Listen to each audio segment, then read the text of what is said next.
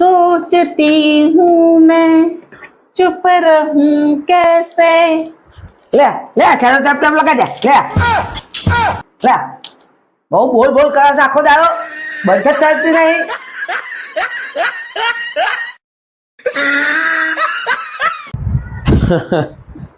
અરે કેમ આટલા ખુશ છો?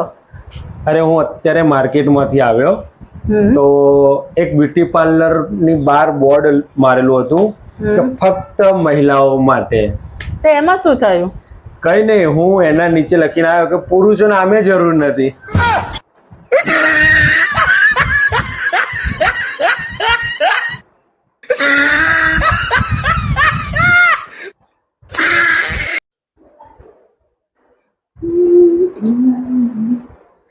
તમને ખબર છે જિંદગી જીવવાના ફક્ત બે જ પ્રકાર છે.